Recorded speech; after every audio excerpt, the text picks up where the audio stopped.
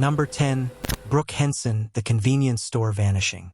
On the night of July 4, 1999, 20-year-old Brooke Henson left her home in Travelers Rest, South Carolina, telling her family she was going to meet friends to watch fireworks. The vibrant young woman, known for her infectious smile and close relationship with her family, never returned home that night. Her disappearance would launch an investigation that seemed destined to go cold, with searchers finding no trace of the missing woman despite extensive efforts by local law enforcement and community volunteers who combed through the rural areas surrounding Travelers Rest. Brooke's family distributed flyers, organized search parties, and made repeated pleas through local media for any information about their daughter's whereabouts. But months turned into years with no answers. The case appeared to be heading toward the tragic fate of so many missing persons investigations that fade from public attention without resolution, leaving families in perpetual anguish, unable to grieve properly or find closure. Then, in December 2000, 18 months after Brooke's disappearance, a construction crew working on a commercial development project in Travelers Rest made a grim discovery that would finally provide answers, though not the ones her family had desperately hoped for. Workers uncovered human remains buried in a shallow grave on the property, and forensic examination confirmed the worst fears of Brooke's loved ones when the remains were positively identified as belonging to the missing young woman. The location of the grave site was particularly chilling because it was on property that had once been the site of a convenience store where Brooke had been seen on the night of her disappearance, a detail that would prove crucial to solving the case. Investigators intensified their efforts, conducting numerous interviews with individuals who had been in the area that night and had any connection to the convenience store. The breakthrough came when detectives focused on Christopher Swafford, who had been working at the convenience store on the night Brooke vanished, and who had previously been questioned but not considered a primary suspect. Under renewed scrutiny and faced with mounting evidence placing him with Brooke on the night she disappeared, Swafford's story began to unravel. Forensic evidence recovered from the burial site, combined with witness statements and inconsistencies in Swafford's various accounts of his activities that night, built a compelling case against him. In 2001, Christopher Swafford was arrested and charged with the murder of Brooke Henson. During the investigation and subsequent legal proceedings, evidence emerged suggesting that Swafford had encountered Brooke at or near the convenience store, and that an altercation or confrontation had occurred, leading to her death. Prosecutors built their case on the physical evidence linking Swafford to the crime, the suspicious burial of her body on property he had access to, and his demonstrable lies to investigators about his interactions with Brooke. The trial revealed the horrifying reality that Brooke's life had been cut short by someone she likely encountered during what should have been a routine stop.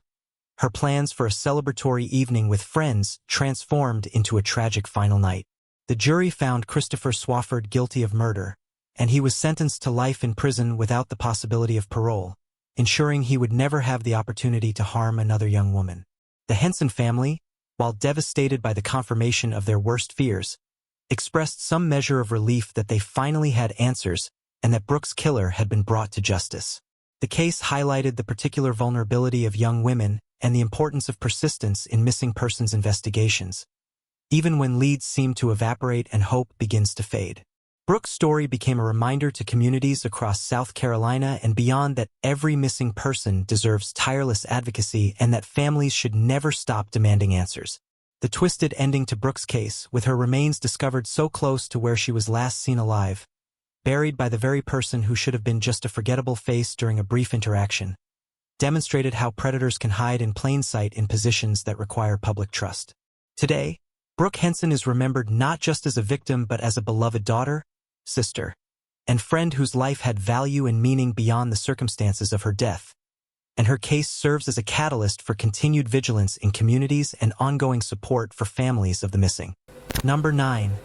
Susan Powell, a husband's deadly secret. Susan Cox Powell disappeared from her home in West Valley City, Utah, on December 6, 2009, under circumstances so suspicious that from the very beginning, investigators and the public alike harbored serious doubts about her husband Josh Powell's explanation for her absence. The 28-year-old mother of 2 young boys, Susan had been experiencing significant marital difficulties, confiding in friends and family about her unhappiness and her husband's controlling behavior, even going so far as to leave written documentation expressing fear for her safety should anything happen to her. On the night of Susan's disappearance, Josh Powell claimed he had taken their two young sons, then aged 2 and 4, on a spontaneous camping trip in the freezing December weather to the remote Simpson Springs area west of Salt Lake City, leaving around midnight, which struck investigators as immediately implausible given the late hour, harsh weather conditions, and the presence of two toddlers. When Josh returned home the following afternoon, he claimed to find Susan missing and reported her disappearance to police. But his demeanor and the bizarre nature of his alibi immediately made him the prime suspect in what police believed was a homicide, despite the absence of a body.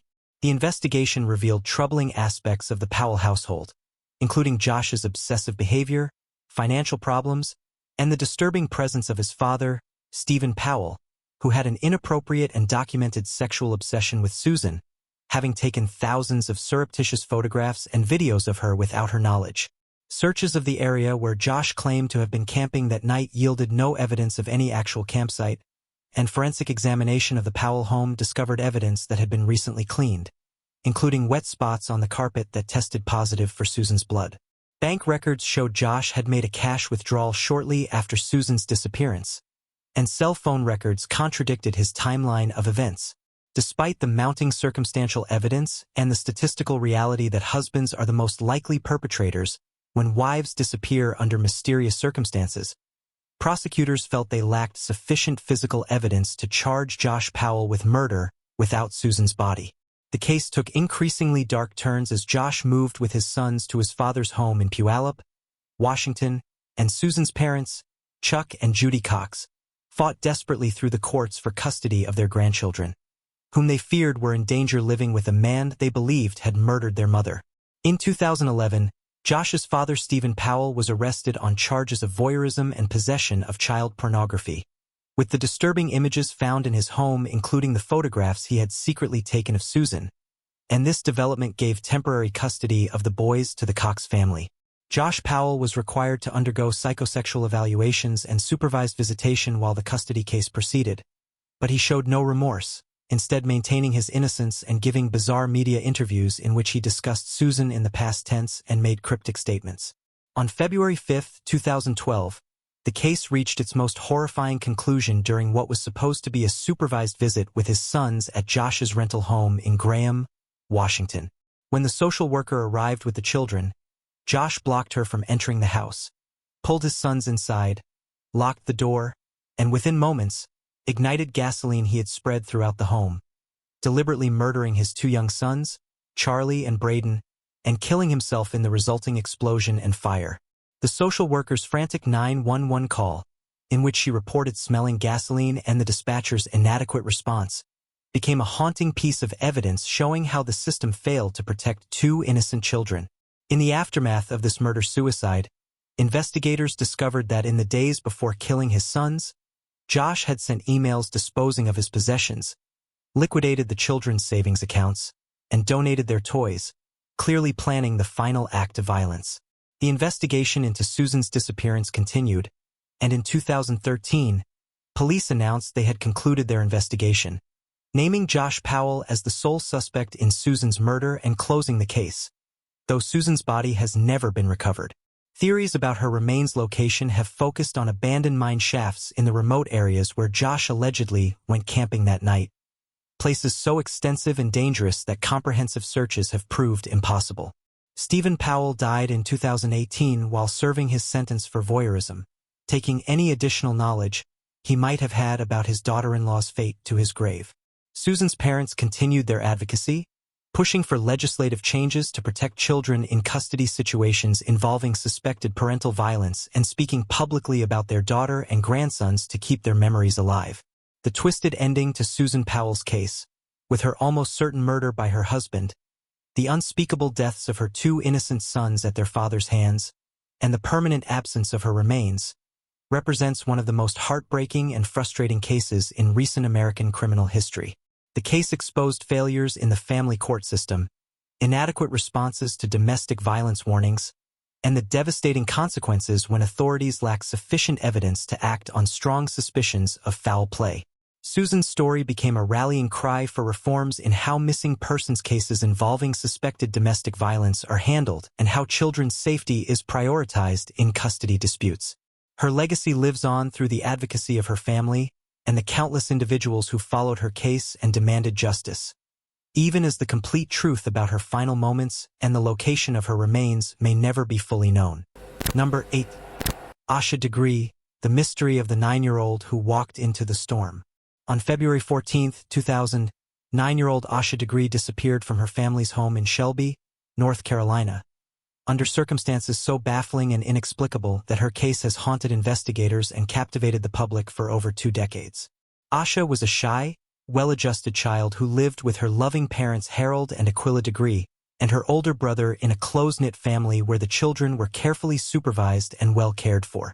On the night of February 13th, Asha went to bed in the room she shared with her brother after a normal evening at home, with her parents checking on the children around 2:30 a.m. and finding both sleeping peacefully in their beds. Sometime between that check and 6:30 a.m. when her parents discovered her missing, Asha apparently got dressed, packed her backpack with a few personal items, and left her home on foot in the middle of a cold, rainy night.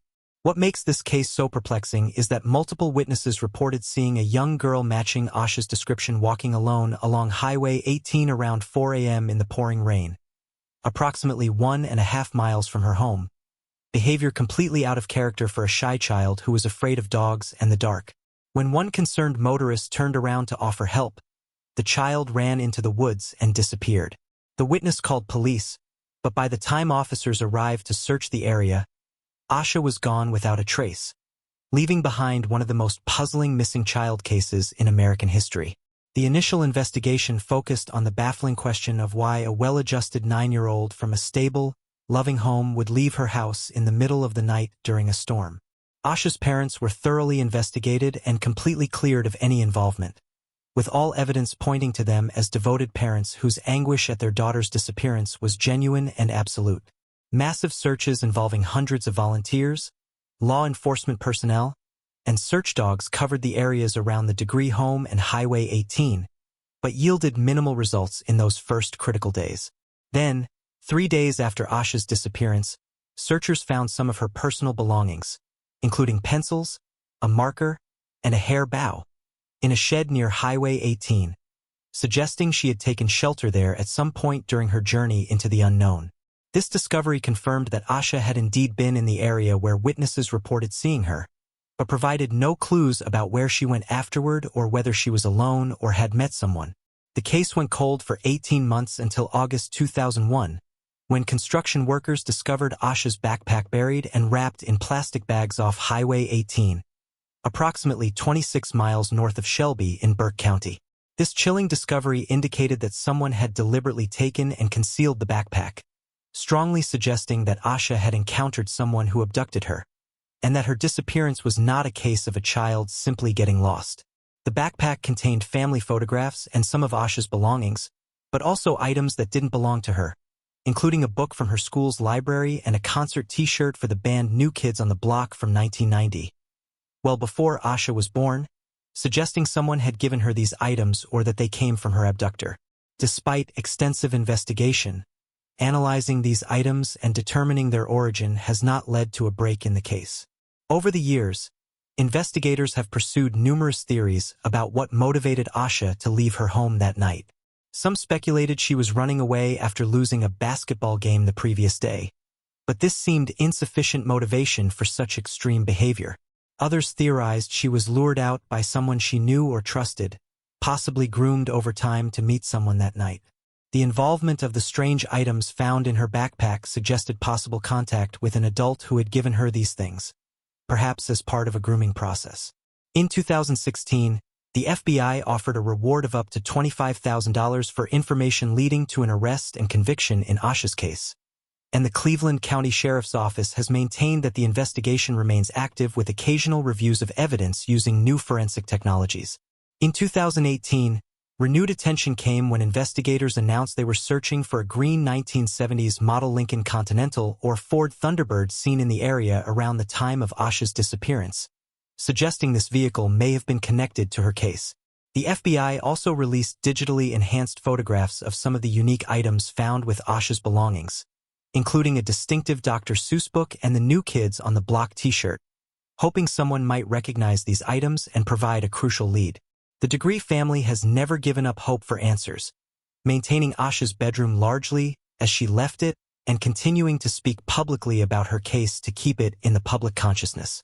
Harold and Aquila have worked with law enforcement, given countless interviews, and participated in age-progressed images showing what Asha might look like as an adult. The twisted ending that remains unwritten in Asha Degree's case is perhaps its most tormenting aspect for her family and the investigators who have dedicated years to finding her. The evidence strongly suggests she was abducted, the buried backpack indicating someone took her and concealed evidence of the crime. Yet without a body, a clear suspect, or a definitive explanation for why she left her home that night, the case remains frustratingly unresolved. Theories continue to circulate in true crime communities, with amateur investigators analyzing every detail of the case. But none has produced the breakthrough that would bring Asha home or provide her family with the closure they desperately deserve. The case has prompted changes in how law enforcement responds to reports of children walking alone at odd hours and has contributed to increased awareness about child safety and predator grooming tactics. Asha's story remains a haunting reminder that even children from loving, attentive families can become victims of predators, and that some mysteries, despite dedicated investigation and public attention, can resist solution for decades. The hope persists that someone who knows what happened to Asha Degree will come forward, that forensic advances will crack the case, or that new evidence will emerge to finally provide the answers that have eluded investigators for over 20 years. Until that day arrives, Asha's case stands as one of the most perplexing and heartbreaking missing child mysteries in American history, a puzzle with pieces that don't quite fit together and a family left in limbo, unable to fully grieve and unable to fully hope. Number 7. Tara Calico, the Polaroid Mystery. On September 20th, 1988, 19-year-old Tara Calico left her home in Belen, New Mexico, for her regular morning bicycle ride along Highway 47, a route she took frequently despite her mother's warnings about safety on that particular road.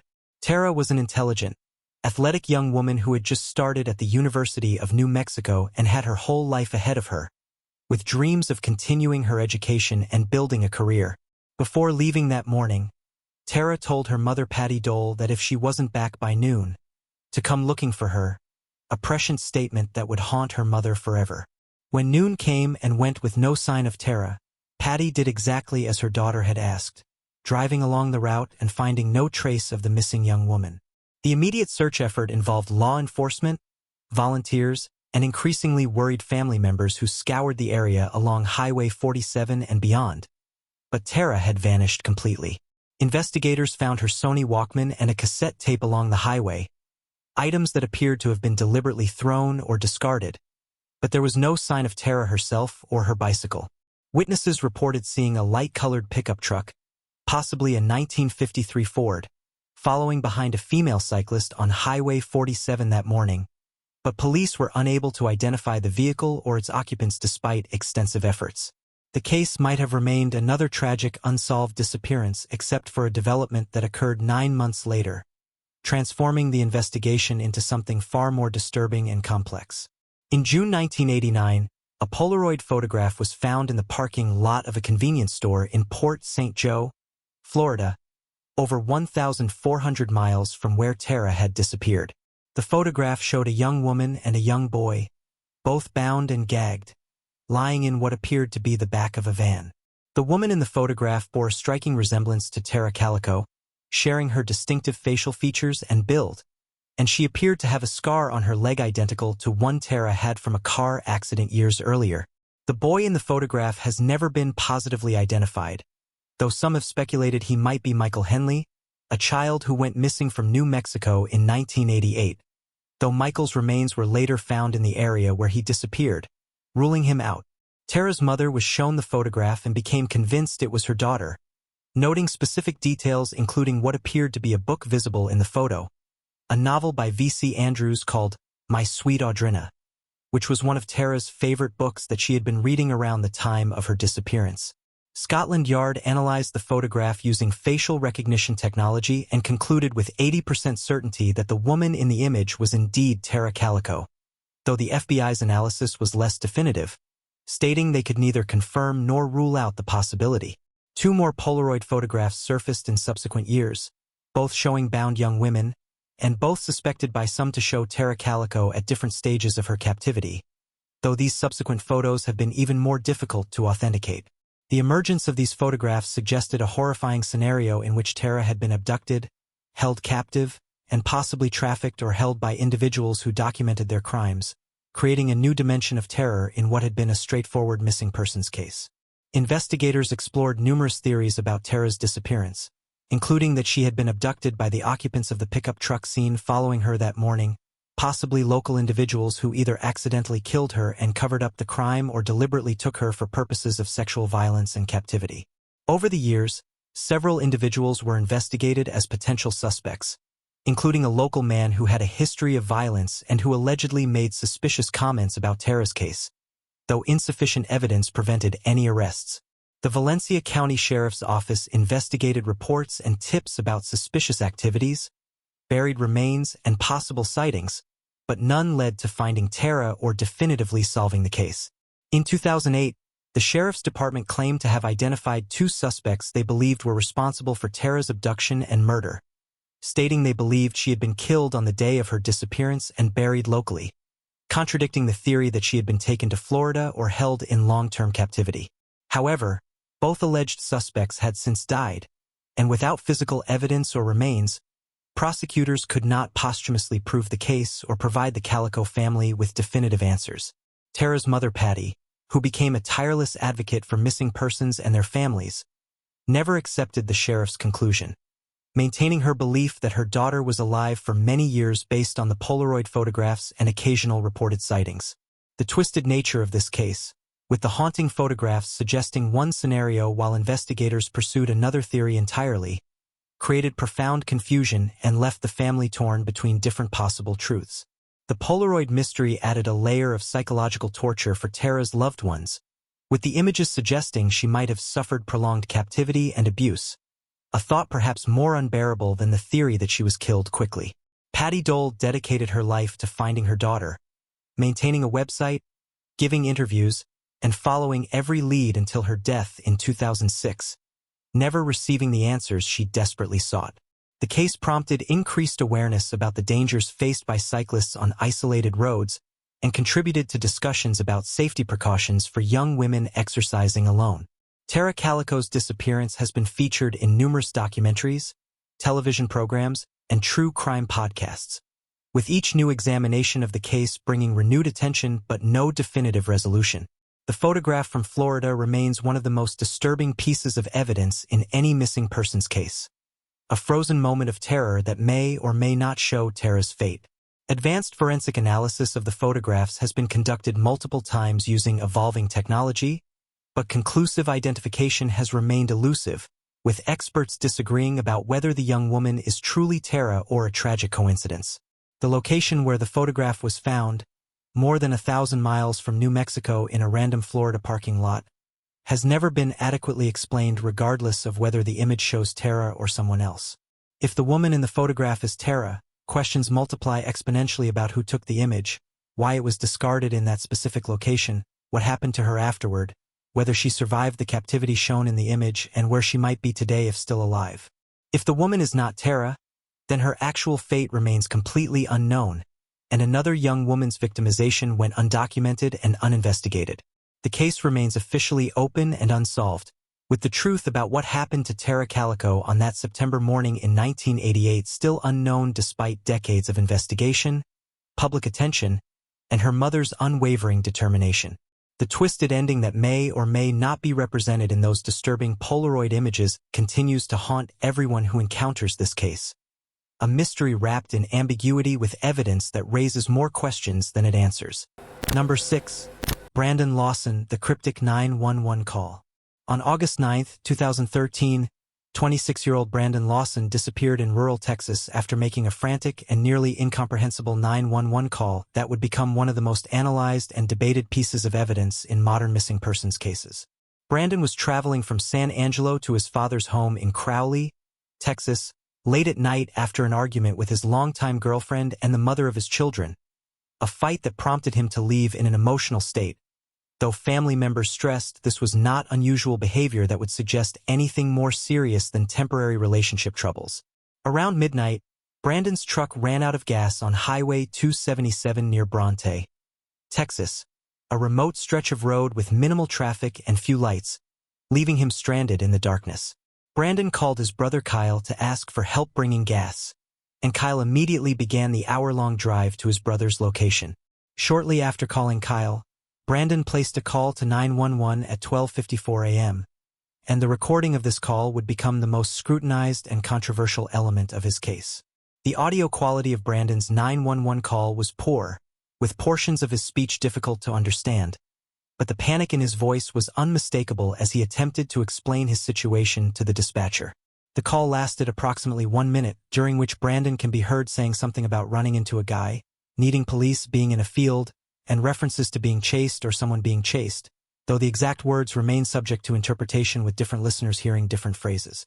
The dispatcher struggled to understand Brandon's location and the nature of his emergency, asking him to repeat information, but the call ended abruptly before Brandon could provide clear details. When Kyle arrived at the location of Brandon's truck approximately 50 minutes after the 911 call, he found the vehicle locked and empty with no sign of Brandon anywhere nearby. Kyle searched the immediate area, calling his brother's phone repeatedly, but received no response. A sheriff's deputy also responded to the 911 call and checked the truck, finding it unoccupied and seeing no immediate signs of distress or foul play, though the officer did not conduct an extensive search of the surrounding area that night. The following morning, concerned family members returned to search more thoroughly, expanding their efforts into the brush and fields adjacent to the highway, but found no trace of Brandon. His phone records showed that after the 911 call, Brandon had placed another call to Kyle that went unanswered, and then his phone went dead, either powered off or the battery dying.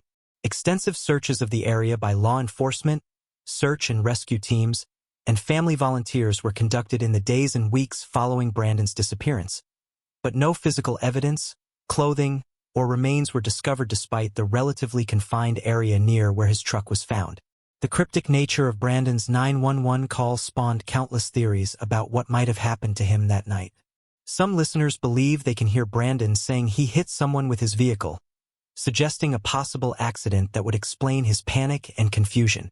Others interpret his words as indicating he encountered threatening individuals, possibly drug dealers or criminals operating in that rural area, and that he fled into the fields to escape danger. Audio analysts and amateur sleuths have enhanced and reanalyzed the 911 recording hundreds of times, with various interpretations suggesting Brandon said things like, "Yes, I'm in the middle of a field. I ran into them. There's one car here," or "There's bodies," though none of these interpretations have been definitively confirmed. The mention of needing police and references to being chased raised immediate concerns that Brandon encountered foul play, possibly running into dangerous individuals in the wrong place at the wrong time. The fact that illegal drug activity was known to occur in rural areas of Texas led some to theorize that Brandon witnessed or inadvertently became involved in a drug deal or other criminal activity, and was subsequently killed to silence him. However, the complete absence of any physical evidence, including blood, clothing, or remains, made this theory difficult to prove. An alternative theory suggested that Brandon, possibly under the influence of drugs or alcohol or experiencing a mental health crisis, became disoriented and confused, wandering into the vast rural landscape and succumbing to the elements, dehydration, or injury. Toxicology reports could not be completed without a body, but family members acknowledged Brandon had struggled with substance abuse issues in the past, though they maintained he was working to overcome these challenges. The landscape around where Brandon disappeared is harsh and unforgiving, with dense brush, rocky terrain, and dangerous wildlife including rattlesnakes and wild hogs, making it entirely possible for someone to become lost and die of exposure relatively close to the roadway without being found.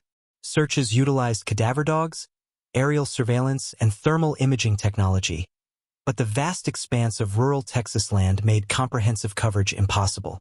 In February 2022, nearly 9 years after Brandon's disappearance, human remains were discovered by a search team in Bronte, Texas, not far from where Brandon's truck had been found.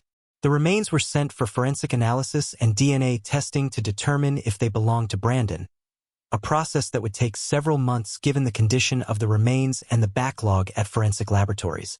In August 2022, the results came back positive, confirming that the remains were indeed those of Brandon Lawson, finally providing his family with the answer to where he was, though not necessarily how he died or what happened during those panicked moments captured in his 911 call. The medical examiner was unable to determine a cause of death due to the skeletal nature of the remains and the length of time they had been exposed to the elements, meaning the circumstances of Brandon's death remained officially undetermined. The location where Brandon's remains were found was within the search area that had been covered multiple times over the years, raising questions about how he could have been missed during previous efforts, though the dense vegetation and terrain conditions may have concealed the remains until they were finally discovered. The discovery brought some measure of closure to Brandon's family, particularly his children and his girlfriend, who had spent nearly a decade in limbo, not knowing whether to grieve or hope. However, the twisted ending to Brandon's case left many questions permanently unanswered, including what exactly happened to him after his 911 call, whether he encountered foul play or died of natural causes or misadventure, what he was trying to communicate in his frantic call for help, and whether his death could have been prevented if the initial response had been more comprehensive. The case highlighted issues with emergency response systems in rural areas where resources are limited and response times are long, and where the remoteness of locations can make searches extremely challenging. Brandon's 911 call remains a haunting piece of audio that true crime enthusiasts continue to analyze, hoping to decode the final communications of a man in distress. The case also illustrated the devastating impact that substance abuse can have on individuals and families, as well as the importance of taking missing persons reports seriously from the very beginning, regardless of whether the circumstances initially suggest a voluntary disappearance or simply running out of gas. Brandon Lawson's story serves as a reminder that tragic endings can come from a combination of bad luck, poor circumstances, and split-second decisions, and that sometimes the answers families seek come too late and with too little information to provide complete understanding. His family continues to advocate for better rural emergency response systems and more resources for missing persons cases, hoping that Brandon's death might prevent similar tragedies in the future. Number 5. Danette and Jeanette Millbrook, the twin sisters who vanished.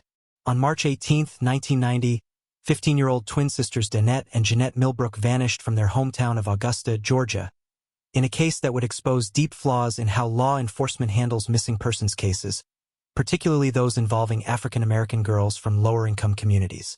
The identical twins were inseparable, known for their bright personalities, good grades, and close relationship with their family, making their sudden disappearance completely out of character and immediately alarming to everyone who knew them. On that March afternoon, the sisters asked their mother for permission to go to a local basketball game, a normal teenage request that their mother granted, expecting them to return home that evening. However, the twins never made it to the basketball game, and they never returned home. Their mother, Jeanette Dumas, reported them missing that same evening, but the initial response from local law enforcement was dismissive and inadequate, with officers suggesting the girls had probably run away and would return on their own. This assumption, rooted in harmful stereotypes about black teenage girls, would prove catastrophic for the investigation, with crucial early hours and days wasted when investigators should have been pursuing leads and treating the case with the urgency it deserved. The girls' family insisted that running away was completely contrary to Danette and Jeanette's character, and that something terrible must have happened. But their concerns were largely ignored by authorities who seemed to have predetermined the outcome based on demographics rather than evidence. As days turned into weeks with no sign of the twins, community members and family friends organized their own search efforts, distributing flyers and checking with the girls' friends and acquaintances, essentially doing the work that law enforcement should have been doing from the beginning. The lack of official investigation meant that potential witnesses were not interviewed promptly, physical evidence was not collected, and the critical initial phase of a missing persons case was completely squandered. It would take years before investigators would take the case seriously, by which time any trail had gone cold and memories had faded. The investigation, such as it was, uncovered some disturbing possibilities about what might have happened to the Millbrook twins. Several witnesses reported seeing the girls on the day of their disappearance, with some accounts placing them near a mall or in the company of a man driving a van, though these reports were not thoroughly investigated at the time. Rumors circulated in the Augusta community about the involvement of individuals in positions of power or authority, including allegations that the girls had been seen at parties attended by prominent local figures, and that their disappearance might have been connected to exploitation or trafficking. These allegations, never fully investigated or substantiated, added layers of suspicion and conspiracy to the case, making it difficult to separate credible leads from speculation. In 2013, renewed attention came to the case when it was featured on the television program Disappeared, bringing national exposure to the twin story and putting pressure on Augusta law enforcement to re-examine the investigation. The FBI became involved, and a new look at the case revealed just how thoroughly bungled the original investigation had been, with basic investigative steps never completed and leads never pursued. The case was officially reclassified from a runaway situation to a critical missing persons case, a change that should have happened on day one but took 23 years to occur. In 2017, the Augusta Sheriff's Office made a stunning announcement, stating that a convicted murderer named Thomas Whipp had confessed to killing the Millbrook twins. Whipp, who was already serving life in prison for the murder of another young African-American girl, 13-year-old Alexis Candace Payne in 2014, allegedly provided details about the twins' deaths to investigators. However, this confession came with significant complications and questions about its veracity. Whipp was known to be mentally ill and had made numerous bizarre and unsubstantiated claims over the years, making investigators skeptical about the reliability of his statements regarding the Millbrook twins. Furthermore, Whipp did not provide information about the location of the twins' remains, without which there could be no physical evidence to corroborate his confession or bring the girls home for proper burial.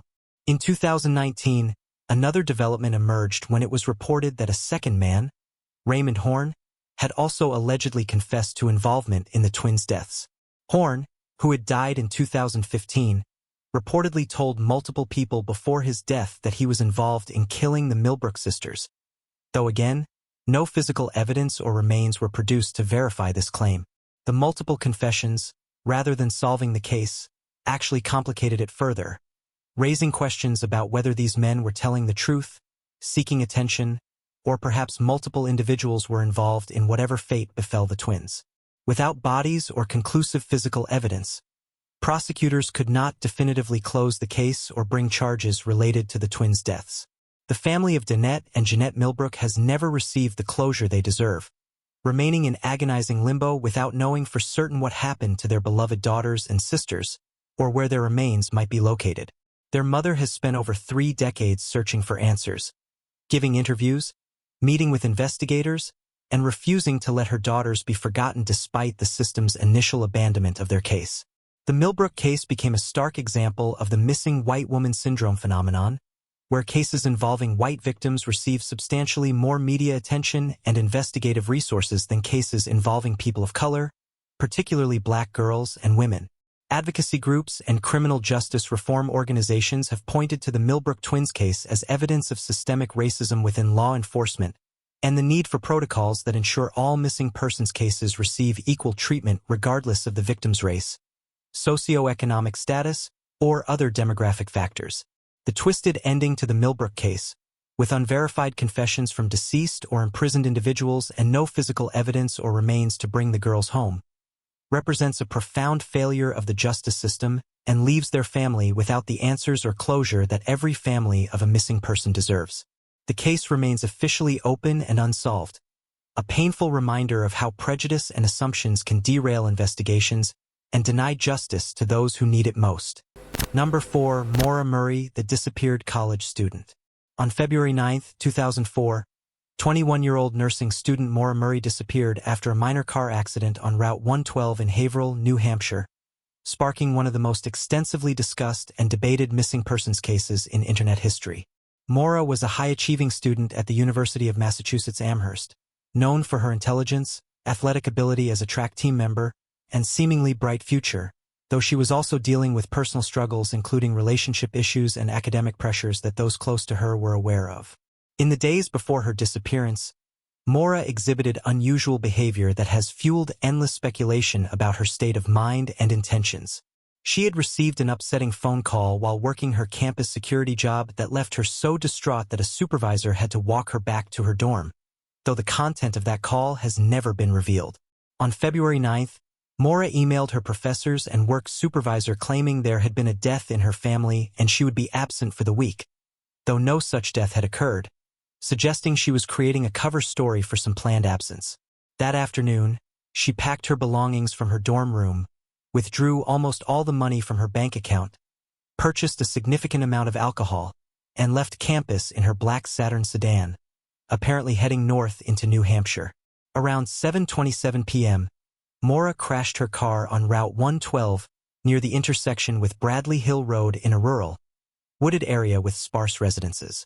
A local bus driver who lived nearby heard the crash and went out to investigate, finding Maura's car nose first into a snowbank with significant front-end damage, the windshield cracked, both airbags deployed, and Maura standing outside the vehicle appearing shaken but not visibly injured. The bus driver, Butch Atwood, asked if she needed help or if he should call police, but Maura declined assistance and said she had already called AAA, which phone records would later prove was untrue as she had not called anyone. Concerned despite her refusal of help, Atwood returned to his home and called police anyway to report the accident. A neighbor, Faith Westman, had also witnessed the aftermath of the crash and called police around the same time. When law enforcement arrived at the scene approximately 7 to 9 minutes after the initial calls, Maura was gone, having apparently fled the scene on foot, leaving behind her damaged car, her cell phone, packed belongings, and the alcohol she had purchased. Her car was locked when police arrived, and a rag was found stuffed in the tailpipe, though the significance of this detail remains disputed, with some suggesting it indicated the car had mechanical problems and others viewing it as potentially suspicious. Police treated the incident initially as a DUI investigation, assuming Maura had fled to avoid drunk driving charges, a reasonable assumption given the circumstances and the alcohol found in the vehicle, but one that would prove to delay a serious missing persons investigation. Extensive searches of the area around the crash site were conducted in the days and weeks following Maura's disappearance, involving local police, the New Hampshire Fish and Game Department, search and rescue teams with dogs, and eventually the FBI and State Police Major Crime Unit. Despite these efforts, no trace of Maura was found in the surrounding wilderness. No footprints in the snow leading away from the crash site, except for a short distance down the road where a scent trail ended, suggesting she may have gotten into a vehicle. The case quickly became complicated by the numerous questions surrounding Maura's actions in the days before her disappearance and her possible intentions when leaving campus. Investigators explored whether she was running away to commit suicide, possibly planning to disappear into the White Mountains and end her life, a theory supported by her recent troubles and the fact that she had researched vacation destinations in the mountains. Others theorized that she was simply trying to get away for a few days to clear her head and deal with stress, and that her disappearance was the result of an unfortunate encounter with foul play after the car accident. The discovery that Maura had been having an affair with one of her track coaches, despite having a boyfriend who was serving in the military, added complexity to understanding her emotional state and possible motivations. Evidence emerged that Maura had been struggling academically, having recently been caught using a stolen credit card to order food, and was facing potential consequences that may have added to her stress. The fact that she lied about a family death to create time away from school suggested she was planning something, but whether that plan involved harming herself, simply escaping temporarily, or something else entirely remained unclear. Over the years, numerous theories have been proposed about what happened to Maura Murray after she left the crash site. The most prominent theory among many investigators and true crime followers is that she was picked up by an opportunistic predator who happened to be passing by and who abducted and murdered her, with her remains hidden somewhere in the vast wilderness of New Hampshire. Suspicion has fallen on various individuals over the years, including a man who was working as a security guard in the area and who has since been convicted of other crimes, though no definitive evidence has linked anyone to Maura's disappearance. Another theory suggests that Maura successfully fled the area and started a new life elsewhere, though this seems increasingly unlikely given the lack of any financial activity, contact with family or friends, or confirmed sightings in the 2 decades since her disappearance. The suicide theory remains viable to some investigators, with the assumption that Maura went into the woods and succumbed to the elements, though the failure to find her remains despite extensive searches makes this theory difficult to confirm. The case has generated an enormous internet following, with armchair detectives analyzing every detail, creating timelines, and developing elaborate theories based on the available evidence and witness statements. This online attention has been both helpful, keeping the case in the public eye and generating new leads, and harmful, as wild speculation and conspiracy theories have sometimes interfered with the official investigation and caused additional pain to Maura's family. Some theories have ventured into implausible territory, suggesting involvement by local police in a cover-up, connections to other disappearances in the area, or bizarre scenarios involving witness conspiracies, none of which have been supported by credible evidence. In 2017, new attention came to the case when investigators searched a property in Haverhill based on a tip, though this search yielded no evidence related to Maura. The Murray family, particularly Maura's father Fred, who passed away in 2023 without ever learning his daughter's fate, has been relentless in seeking answers, hiring private investigators, conducting their own searches, and keeping media attention on the case. Fred Murray spent nearly 2 decades traveling to New Hampshire regularly to search for his daughter and to push law enforcement to continue investigating, his dedication becoming legendary within the missing persons advocacy community. In 2019, Oxygen produced a documentary series about Maura's case that explored various theories and included interviews with investigators and family members, though it too failed to reach a definitive conclusion about her fate. The twisted nature of Maura Murray's case lies not in a shocking revelation but in the complete and utter absence of answers despite enormous public interest, extensive investigation, and countless hours of analysis by professionals and amateurs alike. The case represents a perfect storm of circumstances that created a mystery with just enough ambiguous evidence to support multiple plausible theories but not enough concrete facts to prove any of them. Whether Maura Murray died in the New Hampshire wilderness by her own hand or due to exposure, whether she was murdered by someone who picked her up on that dark road, or whether some other fate befell her remains unknown, and may remain unknown forever unless her remains are discovered or someone comes forward with information. The case has had a lasting impact on how missing persons investigations are conducted, particularly regarding the importance of treating disappearances seriously from the outset rather than making assumptions about runaways or voluntary absences. Maura's story has inspired increased use of social media and online platforms to generate leads and keep cases in the public consciousness, demonstrating both the power and the pitfalls of crowdsourced investigation. Her case remains open and active, with investigators occasionally reviewing evidence and following new leads. But as the years pass, the likelihood of finding definitive answers decreases, leaving Maura Murray as a permanent enigma in the annals of missing persons cases. Number 3. Brian Schaefer, the medical student who vanished from a bar. On the night of March 31, 2006, 27-year-old Ohio State University medical student Brian Schaefer disappeared from the Ugly Tuna Saloon bar in Columbus, Ohio, under circumstances so baffling that his case has become one of the most perplexing vanishing acts in modern times. Brian was a popular, well-liked second-year medical student with a bright future ahead of him, though he had recently experienced the devastating loss of his mother to cancer just a few weeks before his disappearance, a tragedy that had understandably affected him deeply but had not, according to friends and family, suggested any indication that he might harm himself or disappear voluntarily.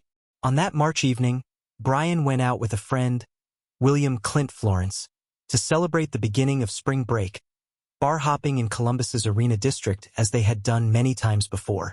The pair visited several establishments before arriving at the Ugly Tuna Saloon around 9 p.m., where they met up with another friend, Meredith Reed, who was Brian's longtime girlfriend. Security camera footage from the bar shows Brian, Clint, and Meredith entering the establishment and later shows Brian and Clint leaving the bar briefly around 1:15 a.m. to speak with 2 young women outside before returning inside within just a few minutes. The last confirmed sighting of Brian Schaefer occurs on that security footage at 1:55 a.m., showing him talking with 2 women near the bar before moving back toward the area where the band was playing, after which he simply vanishes without any further camera appearances. The Ugly Tuna Saloon was located on the 2nd floor of a building, accessed by an escalator that was covered by security cameras, and there was also a service entrance at the back of the bar that led to a construction area, though this area was supposedly secured and also under camera surveillance. What makes Brian's disappearance so inexplicable is that despite extensive review of all available security footage from that night, there is no video evidence of him leaving the bar, either by the main entrance, the service entrance, or any other means. When the bar closed at 2 a.m. and patrons cleared out, Brian was not among them, and his friends who had been with him that night realized they had lost track of him in the crowded bar, and assumed he had left on his own or would meet them later. When Brian failed to return home or contact anyone the next day, and when calls to his cell phone went unanswered, his girlfriend and family grew increasingly worried, reporting him missing to Columbus police. The investigation that followed was extensive and involved local police, the FBI, and private investigators hired by Brian's family. But despite these efforts, no trace of Brian was ever found. His cell phone records showed no activity after the night of his disappearance. His bank accounts and credit cards remained unused, and there were no confirmed sightings of him despite widespread media coverage and public appeals for information. Investigators thoroughly examined the Ugly Tuna Saloon building, including the construction area adjacent to the service entrance, searching for any sign that Brian might have fallen, become trapped, or met with foul play inside the building itself. But these searches revealed nothing. The possibility that Brian had somehow exited the building undetected by cameras became a central focus of the investigation, with security experts analyzing whether blind spots existed in the camera coverage or whether someone could have conceivably left via an unconventional route. One theory suggested that Brian could have exited through the construction area and made his way out of the building through spaces that were not fully secured due to ongoing renovation work, though this would have required navigating unfamiliar territory in the dark while likely intoxicated. The investigation into Brian's personal life revealed no obvious red flags that would explain a voluntary disappearance. He was performing well in medical school, had a loving relationship with his girlfriend whom he had discussed marrying, maintained close relationships with his family and friends, and had plans for the future that he had shared with others. The recent death of his mother was certainly traumatic, and some have speculated that this loss could have triggered a mental health crisis or suicidal ideation, but people close to Brian stated that while he was grieving, he was coping and had not exhibited signs of severe depression or expressed any thoughts of self-harm. His father, Randy Schaefer, became a tireless advocate for his missing son, appearing on numerous television programs including Disappeared and 48 Hours, organizing searches, and working with investigators to pursue every possible lead. Over the years, several potential sightings of Brian were reported, including claims that he was seen in various locations around Ohio and even in other states, but none of these sightings could be confirmed. In 2008, a private investigator working for the Schaefer family claimed to have had a phone conversation with Brian in which he stated he was alive and safe but did not want to be found. Though this claim has been disputed and was never verified, and the investigator later became estranged from the case amid questions about his credibility. The friend who was with Brian that night, Clint Florence, was extensively questioned by investigators and even refused to take a polygraph test, which some have interpreted as suspicious, though he maintained that he had no knowledge of what happened to his friend and that their separation in the crowded bar was unintentional. The fact that Clint was the last person known to have seen Brian alive naturally made him a person of interest to investigators, but no evidence emerged linking him to Brian's disappearance, and most investigators believe his account of the evening's events. Another figure who drew attention was a fellow medical student who had been in a band that played at the Ugly Tuna that night and who apparently left Columbus shortly after Brian's disappearance, though investigation into this individual also yielded no evidence of involvement. Theories about Brian's fate have ranged from the plausible to the outlandish, with some suggesting he was the victim of foul play by someone at the bar who managed to remove his body through means not captured on camera, while others believe he somehow exited the building and met with an accident or attack outside. The proximity of the Olentangy River to the area where Brian disappeared led to speculation that he could have ended up in the water, either by accident or foul play, though searches of the river, including by divers and sonar equipment, found no evidence. Some have theorized that Brian voluntarily disappeared to escape the pressures of medical school and the grief of losing his mother, starting a new life elsewhere, though the complete absence of any financial activity or confirmed contact makes this theory difficult to sustain. The more time that passed without any trace of Brian, the more mysterious the case became, with each anniversary of his disappearance bringing renewed media attention but no new answers. In 2020, Columbus police officially declared Brian Schaefer dead and closed his case, though they did not provide any explanation for what they believed happened to him or where his remains might be located. This decision was made without consultation with Brian's family, who disagreed with the closure and believed the investigation should remain active. Randy Schaefer, Brian's father, passed away in 2008 without ever learning what happened to his son. having spent his final years searching desperately for answers that never came. The twisted ending, or rather the complete absence of any ending, to Brian Schaefer's case makes it one of the most frustrating disappearances in modern American history. A situation where a person seemingly vanished from a secured location with camera coverage without leaving any trace of his exit or subsequent whereabouts. The case has become a subject of intense interest in true crime communities, with people analyzing the security footage frame by frame, creating maps of the building and surrounding area, and developing elaborate theories to explain the inexplicable. The fact that Brian was captured on camera one moment and then simply ceased to exist in any documented way the next creates a mystery that seems almost supernatural in its completeness, though of course there must be a rational explanation that has simply eluded discovery. The case highlights the limitations of security camera coverage, as even in a location with surveillance, blind spots and gaps can exist that allow people to enter or exit undetected, and raises questions about assumptions investigators make based on technological evidence.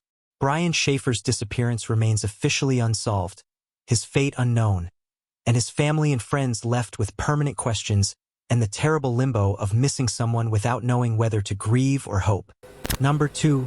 Jennifer Kess. The abduction captured but not solved. On the morning of January 24, 2006, 24-year-old Jennifer Kess left her condominium in Orlando, Florida, to drive to work at Central Florida Investments, where she worked as a finance manager, beginning what should have been a normal workday but instead becoming the last time anyone who knew her would see her alive. Jennifer was a responsible, successful young professional who had recently purchased her condo and was in a happy relationship with her boyfriend Rob Allen, with whom she had spoken on the phone the previous evening, making plans for an upcoming trip.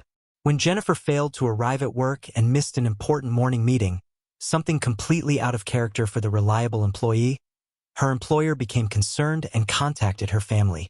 Jennifer's parents, Drew and Joyce Kess, immediately knew something was terribly wrong, as their daughter was not someone who would simply fail to show up for work without explanation. They drove to Jennifer's condo and found her car missing, her phone going to voicemail, and signs that she had left for work that morning as usual, with her bed made, work clothes selected, and shower recently used. Law enforcement was notified, and an investigation began that would uncover one of the most tantalizing, yet frustrating pieces of evidence in missing persons history.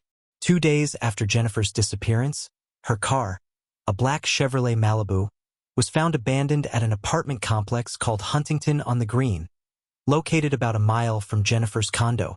The vehicle was locked, appeared to have been wiped clean of fingerprints, and showed no obvious signs of struggle or violence inside, though investigators did recover some trace evidence that would be analyzed. The discovery of Jennifer's car at that specific location was significant because that apartment complex had security cameras that had captured footage of an individual parking Jennifer's car and walking away from it on the afternoon of January 24th, the same day she disappeared. This surveillance footage, which would become the most famous and scrutinized piece of evidence in Jennifer's case, shows a person of interest walking away from Jennifer's vehicle at approximately noon on the day of her disappearance, providing investigators with visual confirmation that someone other than Jennifer had driven her car to that location. However, in a cruel twist of fate, the person's face is completely obscured in every single frame of the footage, blocked by fence posts in the foreground due to the unfortunate timing of the camera's capture rate and the person's walking pace, creating perfect synchronization that ensured their identity remained hidden. Enhanced analysis of the footage has been conducted numerous times using evolving technology, with experts attempting to determine the person's height, build, gait, and other identifying characteristics, but the complete obscuration of the face has prevented positive identification. What the footage does show is that the person appeared to be wearing light-colored clothing, possibly work clothes or painter's attire, and walked with a casual, unhurried gait suggesting either confidence or familiarity with the area. Investigators determined that the person was likely between 5 feet 3 inches and 5 feet 5 inches tall based on comparison with objects of known height in the frame, suggesting either a shorter male or a female, though gender remains undetermined. The investigation into Jennifer's disappearance revealed several concerning factors that suggested she may have been targeted by someone familiar with her routine or living situation. Jennifer's condo complex was undergoing renovations at the time of her disappearance, with construction workers present on the property regularly, and Jennifer had mentioned to friends and family that she felt uncomfortable with some of the workers, noting that they would sometimes watch her or make her feel uneasy. Investigators interviewed numerous workers from the construction crews, though the transient nature of construction employment meant that tracking down every individual who had been on the property was challenging. The theory emerged that Jennifer may have been abducted by one or more workers who had observed her comings and goings, knew she lived alone, and seized an opportunity to attack her, possibly gaining access to her condo or confronting her as she left for work that morning.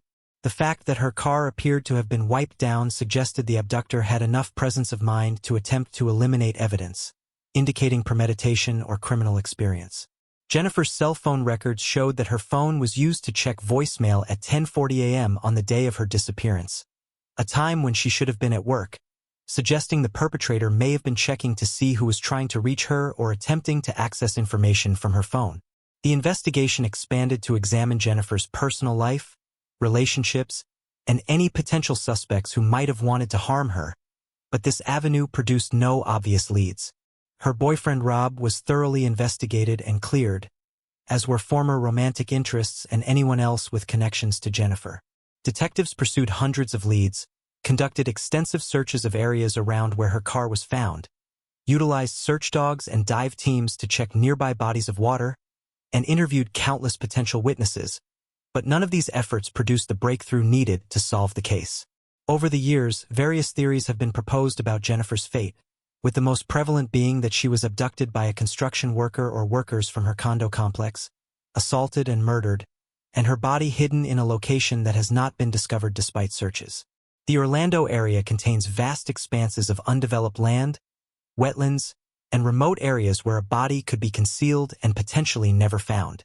Some investigators have theorized that Jennifer could have been taken to a secondary location, possibly a residence or vehicle belonging to the perpetrator, where she was held temporarily before being killed and disposed of. The person captured on video parking her car has never been identified or located despite the widespread distribution of the footage and numerous tips from the public claiming to recognize the individual's build or walk. In 2008, the FBI took over the case from Orlando Police Department due to concerns from the Kess family about the investigation's progress. Though even with federal resources and expertise, the case remained unsolved. Drew and Joyce Kess became tireless advocates for their daughter, creating a website, distributing thousands of flyers, appearing on national television programs including Disappeared and 48 Hours, and working with private investigators to pursue any leads that law enforcement might have overlooked. In 2018, after years of battling with Orlando Police Department for access to the complete case file, the Kess family successfully obtained the records through legal action, allowing them to hire independent investigators and forensic experts to review all evidence with fresh eyes.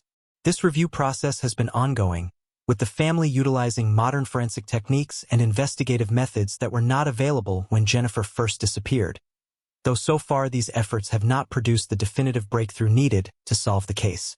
The family has also enlisted the help of true crime podcasters, journalists, and volunteers who have analyzed every aspect of Jennifer's disappearance, generated new investigative leads, and kept her case in the public consciousness.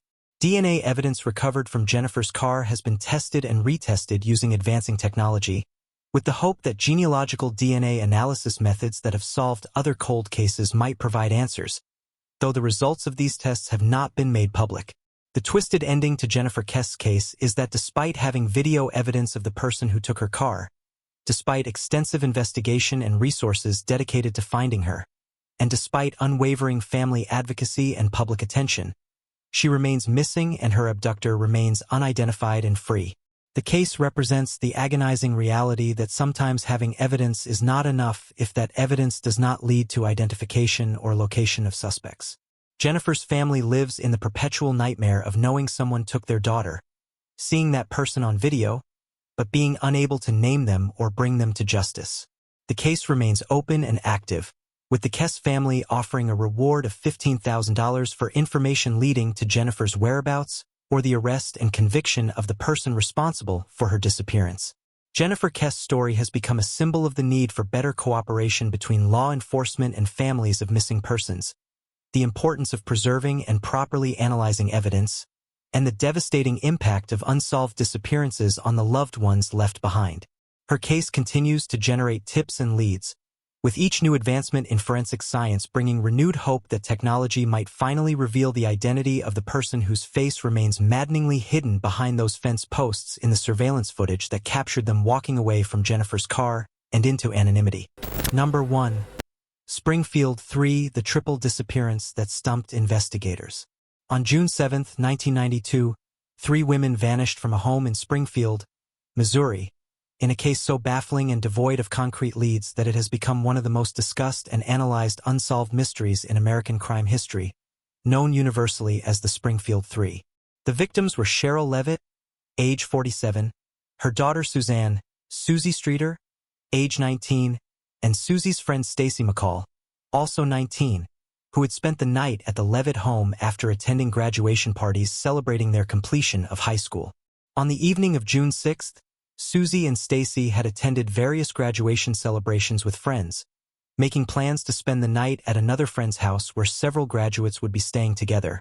But a change of plans led them to Susie's house instead, a last-minute decision that would place them at the Levitt residence on the night all 3 women disappeared. The timeline of that night has been reconstructed through witness statements and phone records, showing that Susie and Stacy arrived at the house around 2:15 a.m. on June 7th. Apparently planning to sleep a few hours before heading to a water park with friends later that morning as they had arranged.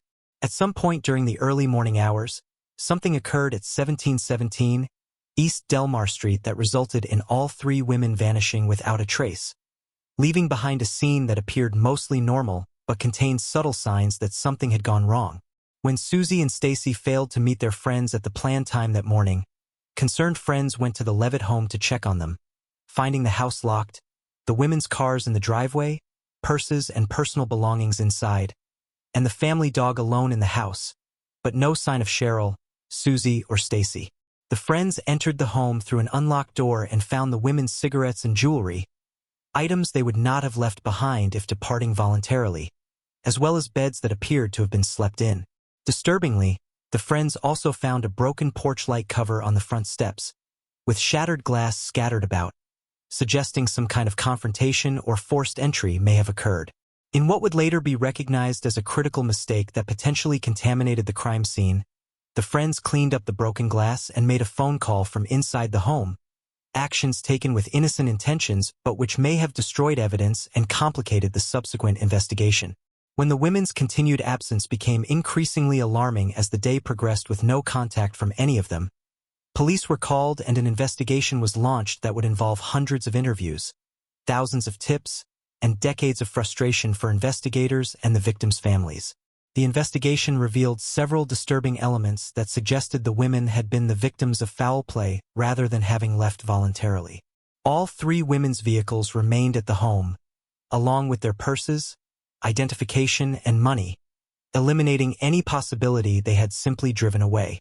There were no signs of forced entry to the house beyond the broken porch light, suggesting either the perpetrator gained entry through deception, had a key, or encountered the women outside the home.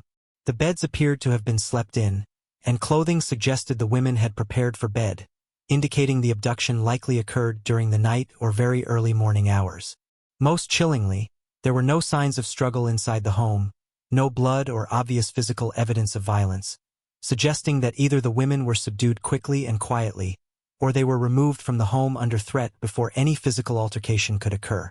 The phone records showed that an obscene call had been made to the Levitt residence at 8 a.m. on June 7th, after the women had likely already disappeared, though whether this call was related to the crime or mere coincidence has never been determined.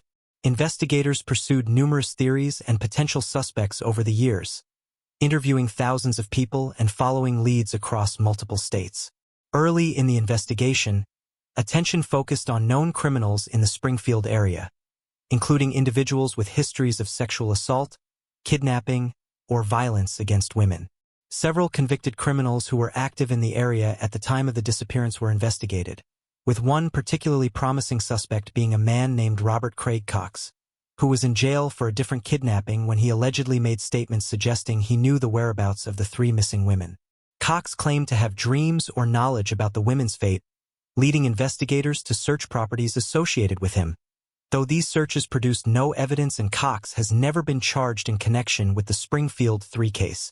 Over the years, Cox has made cryptic statements to investigators and media, neither definitively confessing to involvement nor providing information that would exonerate him, maintaining a posture that has kept him as a person of interest without producing prosecutable evidence. Another theory that gained traction involved the possibility that the abduction was connected to organized crime or drug trafficking, possibly a case of mistaken identity or retaliation for something Cheryl's ex-husband was allegedly involved in, though extensive investigation into this angle produced no solid evidence. The randomness of the crime, with 3 women of different ages taken simultaneously from a home in a residential neighborhood with no apparent motive, has made the case particularly difficult to solve, as it doesn't fit common criminal patterns where victims are specifically targeted for identifiable reasons. The lack of physical evidence or witnesses who saw or heard anything suspicious that night has been one of the most frustrating aspects of the investigation, especially in a residential area where one might expect neighbors to notice unusual activity or vehicles in the early morning hours. Over the decades, various theories about the disposal of the bodies have been proposed and investigated, with one persistent rumor suggesting that the women's remains were buried in the concrete foundation of a parking garage that was under construction in Springfield at the time of their disappearance. This theory has been thoroughly investigated using ground-penetrating radar and other non-invasive techniques, with results that some interpret as showing anomalies consistent with human remains while others dismiss as inconclusive. But authorities have consistently refused to excavate the site due to the cost and disruption involved without more definitive evidence. The families of the 3 victims have endured unimaginable suffering, living for over 3 decades without answers, unable to properly grieve or find closure, and facing the terrible possibility that they may never know what happened to their loved ones.